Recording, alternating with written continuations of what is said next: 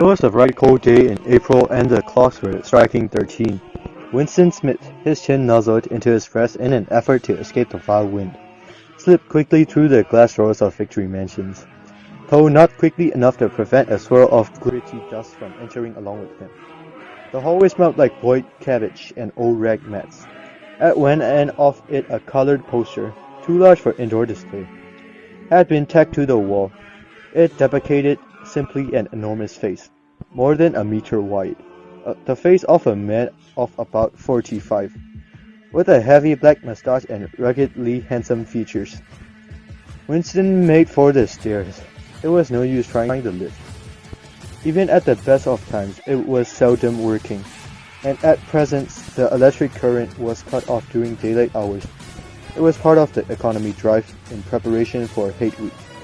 The flat was 7 flights up, and Winston, who was 39, and had a varicose ulcer above his right ankle, went slowly, resting several times on the way.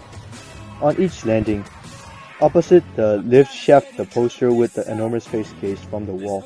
It was one of those pictures which are so contrived that the eye follow you about when you move. Brick Brother is watching you, the caption beneath it ran. Inside the flat, a fruity voice was reading out a list of figures, which had something to do with the production of pig iron. The voice came from an oblong metal plate, like a doled mirror, which formed part of the surface of the right-hand wall. Winston turned a switch and the voice sank somewhat, though the words were still distinguishable. The instrument, the telescreen it was called, could be dimmed, but there was no way of shutting it off completely.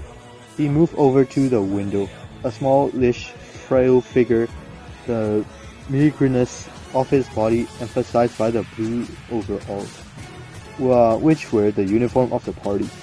His hair was very fair, his face naturally sanguine, his skin roughened, and by coarse soap and blunt razor blades and the cold of the winter that had just ended. Outside, even through the shut window pane, the world looked cold. Down in the street, little eddies of wind were whirling dust and torn paper into spirals, and thought the sun was shining and the sky a harsh blue. There seemed to be no color in anything, except the posters that were plastered everywhere. The black mustache face gazed down from every commanding corner. There was one of the house front immediately opposite. Big Brother is watching, the caption said, while the dark eyes looked deep into Winston's own. Down at street level, another poster, torn at one corner, flapped fitfully in the wind, alternately covering and uncovering the single word INGSOC. In the far distance, a helicopter skimmed down between the roofs, hovering for an instant like a blue bottle, and darted away again with a curving flight.